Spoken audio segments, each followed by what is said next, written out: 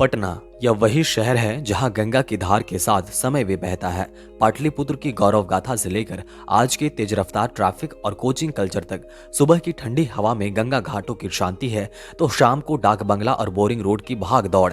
यहाँ चाय की एक कप पर राजनीति से लेकर सपनों तक की बहस हो जाती है। पटना पुराना भी है, नया भी है, सादगी भी है, संघर्ष भी है। आज जानेंगे पटना के बारे में। पटना मरीन ड्राइव और यहाँ के नाइट मार्केट पटना के युवाओं के लिए एक खास जगह बन गया है। जैसे ही शाम होने लगती है और यहाँ पर युवाओं की भीड़ होने लग जाती है, चाय की चुस्की लेने से लेकर दोस्तों के साथ गंगा नदी का नजारा देखने तक, यहाँ पर कई फैमिली वाले लोगों को और कपल्स को देखा जा सकता है। पटना के निवासियों के लिए यह एक पसंदीदा हैंगआउट स्पॉट बन गया है। लगभग 21 किलोमीटर का यह मरीन ड्राइव पटना के युवाओं को बेहद आकर्षित करता है। यहाँ कई तरह के आपको दुकान, स्टॉल और मार्केट देखने को मिल जाएंगे। युवाओं के लिए यह गिटार बजाने, रील बनाने और दोस्तों के साथ लंबी बातें करने का अड्डा है, तो बुजुर्गों के लिए यह गंगा की शीतल हवा में टहलने का सुकून भरा कोना। लोग यहाँ आकर अपनी गाड़ियों को किनारे लगा देते हैं और बस घंटों तक बहती नदी को निहारते हैं। यहाँ मिलने वाला सुकून किसी महंगे रिजॉर्ट से कम नहीं है। अब पटना के लोगों को मनोरंजन के लिए किसी मॉल की बंद दीवारों की जरूरत नहीं पड़ती, क्योंकि मरीन ड्राइव ने उन्हें खुला आसमान और ठंडी लहरें दे दी हैं। सबसे खास बात यह है कि मरीन ड्राइव ने पटना की रातों को बदल दिया है। जो शहर कभी शाम ढलते ही सुस्त पड़ जाता था, वह अब पूरी रात जागता है। दोस्तों, पटना का लोकल फूड भी पटना को खास बनाता है। पटना के खाने की सबसे बड़ी खासियत है इसकी सादगी और शुद्धता। यहाँ का भोजन महंगे मसालों के बजाय स्थानीय सामग्रियों जैसे सत्तू, सरसों का तेल और हरी मिर्च पर टिका हुआ है। लिट्टी चोखा यह पटना का गौरव है। सत्तू, भुने चने का आटा में अजवाइन, कलौंजी और अचार के मसालों का मिश्रण भरकर आग पर सेका जाता है और शुद्ध देसी घी में डुबोया जाता है। अगर सत्तू का जलवा की बात करें तो इसे देसी हॉर्लिक्स भी कहते हैं। गर्मी में सत्तू का शरबत नमकीन और प्याज वाला शरीर को ठंडा रखता है, तो सर्दियों में सत्तू के पराठे नाश्ते की जान होती है। मीठी विरासत की बात करें तो यहाँ का अनरसा, खाजा परतों वाली मिठाई और लौंग लतिका अपनी मिठास के लिए प्रसिद्ध है। वही ठेकुआ जो छठ का प्रसाद है, अब एक ग्लोबल बिस्किट बन चुका है। पटना के स्वाद का जादू मायानगरी के बड़े बड़े सितारों के सिर चढ़कर बोलता है। जब भी कोई सेलिब्रिटी अपनी फिल्म के प्रमोशन के लिए पटना आता है तो उसकी चेकलिस्ट में सबसे ऊपर लिट्टी चोखा होता है। आमिर खान को इस स्वाद का सबसे बड़ा ब्रांड एम्बेसडर माना जाता है। 2012 और 14 में अपनी फिल्म पीके के दौरान उन्होंने पटना के एक छोटे से रोड साइड स्टॉल पर रुककर लिट्टी चोखा खाया था। उनकी उस एक यात्रा ने उस छोटे से स्टॉल को रातों रात सेलिब्रिटी बना दिया। हाल ही में 2024-25 में अपने फिल्मों के प्रमोशन के दौरान विक्की कौशल और कार्तिक आर्यन ने पटना की सड़कों पर खड़े होकर लिट्टी चोखा का आनंद लिया और सोशल मीडिया पर इसे गर्दा उड़ा दिया बताया।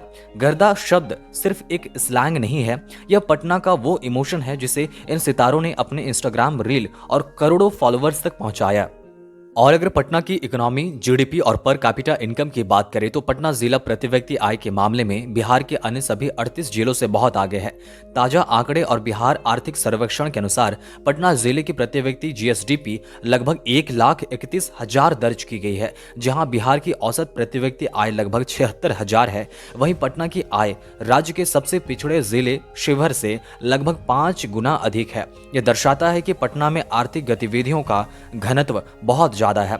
2025-26 के लिए बिहार की कुल जीएसडीपी लगभग 11 लाख करोड़ होने का अनुमान है। अब जानते हैं पटना के कुछ खास जगहों के बारे में जहां पर आपको जरूर विजिट करना चाहिए। हमारी लिस्ट में सबसे पहले है पटना जू। पटना जू, जिसे संजय गांधी जैविक उद्यान यानी कि बायोलॉजिकल पार्क के नाम से भी जाना जाता है, बिहार का सबसे बड़ा चिड़ियाघर है। यहाँ एक सींग वाले गेंडे का प्रसिद्ध प्रजनन केंद्र और साथ ही सफेद बाघ, शेर, भालू और दरियाई घोड़े जैसे कई जानवर देखे जा सकते हैं। उद्यान में औषधीय पौधों और बड़े बड़े पेड़ों से भरा बोटानिकल गार्डन है, इसलिए इसे शहर का ग्रीन लंग भी कहा जाता है। यहाँ झील में बोटिंग, टॉय ट्रेन, बच्चों का पार्क और सांप घर भी है। खुला और हरियाली वाला माहौल इसे घूमने, ताजी हवा लेने और सुबह की सैर के लिए एक अच्छा स्थान बनाता है। पटना जू के अलावा पटना में गोलघर, पटना साहिब, बापू टावर, बुद्धा स्मृति पार्क, महावीर मंदिर पटना और बिहार म्यूजियम भी घूम सकते हैं। दोस्तों, पटना को खास बनाता है पटना का कल्चर और फेस्टिवल। पटना के खास त्योहारों और पर्व की बात करें तो सबसे पहले छठ जुबान में आता है। इस पर्व की शुरुआत नहाय खाय से होती है, जहां व्रती शुद्ध भोजन ग्रहण कर व्रत का संकल्प लेते हैं। दूसरे दिन खरना में बिना नमक का भोजन और गुड़ चावल की खीर बनाई जाती है। तीसरे दिन संध्या अर्घ में डूबते सूर्य को अर्घ दिया जाता है और चौथे दिन उषा अर्घ के साथ उगते सूर्य को प्रणाम कर व्रत का पारण होता है। छठ पूजा में सादगी और शुद्धता सबसे बड़ा नियम है। न मूर्ति, न पुजारी, न दिखावा। बांस की टोकरी यानी कि दौरा, ठेकुआ, फल, गन्ना और दीप ही पूजा के साधन होते हैं। जैसे ही छठ पर्व करीब आने लगता है, देश के किसी भी कोने में रह रहे बिहार के लोग बिहार जरूर लौट आते हैं, क्योंकि यही वह पर्व होता है जो बाहर रह रहे लोगों को घर आने का मौका देती है। दोस्तों, बदलते देश और बदलते बिहार के साथ बदल रही है पटना की भी तस्वीर। पटना में कई ऐसे बड़े ऑनगोइंग और अपकमिंग मेगा प्रोजेक्ट आपको देखने को मिल जाएंगे जो आने वाले भविष्य में पटना की तस्वीर और तकदीर बदल कर रख देंगे। सबसे पहले जानते हैं पटना मेट्रो परियोजना के बारे में। पटना मेट्रो बिहार की राजधानी को आधुनिक शहरी परिवहन देने की एक प्रमुख परियोजना है, जिसके अनुमानित लागत लगभग 13,900 करोड़ है। इसमें पूर्व पश्चिम और उत्तर दक्षिण 2 कॉरिडोर शामिल है, जिनकी कुल लंबाई लगभग 32 किलोमीटर है और 24 स्टेशन बनाए जा रहे हैं। यह मेट्रो जाम कम करने, यात्रा को तेज व सुरक्षित बनाने और शहर की सार्वजनिक परिवहन व्यवस्था को सुव्यवस्थित करने में अहम भूमिका निभाएगी। दूसरी बड़ी मेगा प्रोजेक्ट है Patna water metro. Patna water metro Ganga नदी पर आधारित एक पर्यावरण अनुकूल जल परिवहन परियोजना है, जिसका उद्देश्य सड़क यातायात का दबाव कम करना और पर्यटन को बढ़ावा देना है।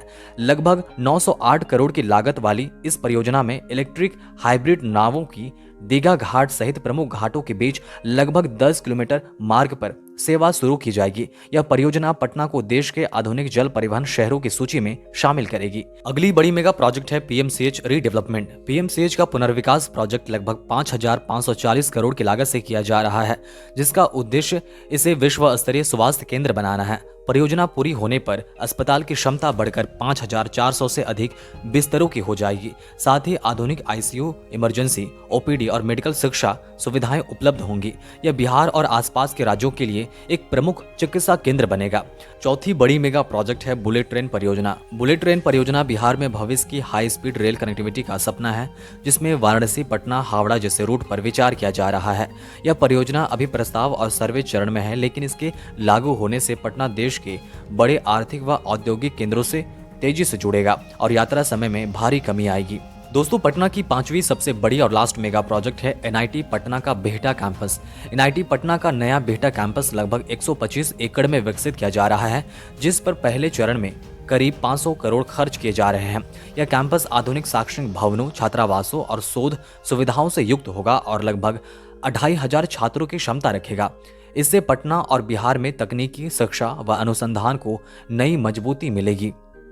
ये सारे हैं पटना की बदलती तस्वीर, लेकिन पटना का इतिहास भी काफी दिलचस्प है। पटना, जिसे प्राचीन काल में पाटलिपुत्र कहा जाता था, बिहार की राजधानी और राज्य का सबसे बड़ा शहर है। यह मौर्य और गुप्त साम्राज्यों के समय भारतीय उपमहाद्वीप का प्रमुख राजनीतिक, सांस्कृतिक और बौद्धिक केंद्र रहा है तथा चाणक्य, आर्यभट्ट जैसे महान विद्वानों की कर्मभूमि रहा है। सिख धर्म के लिए भी पटना अत्यंत महत्वपूर्ण है, क्योंकि 10वें गुरु गोविंद सिंह का जन्म भी यहीं पर हुआ था। 1912 में बंगाल प्रेसिडेंसी के विभाजन के बाद पटना बिहार उड़ीसा प्रांत की राजधानी बना। आज यह एक महत्वपूर्ण कृषि, व्यापारिक और औद्योगिक केंद्र है तथा दुनिया के दूसरे सबसे बड़े लेदर क्लस्टर का घर भी है। अब बात करते हैं पटना की लिटरेसी रेट और पॉपुलेशन के बारे में। पटना बिहार का सबसे बड़ा और सबसे घनी आबादी वाला जिला है। 2011 की जनगणना के बाद यहाँ की आबादी में बड़ी वृद्धि देखी गई है। 2025 के अनुमानों के अनुसार पटना महानगर क्षेत्र की जनसंख्या लगभग 26 लाख से 28 लाख के बीच पहुंच चुकी है। पूरे पटना जिले की कुल जनसंख्या अब 70 लाख से 75 लाख के बीच होने का अनुमान है। 2025 के अनुमानों के अनुसार पटना जिले की साक्षरता दर यानी कि लिटरेसी रेट लगभग 78% से 80% के आसपास है, जबकि 2011 में यह 70% थी।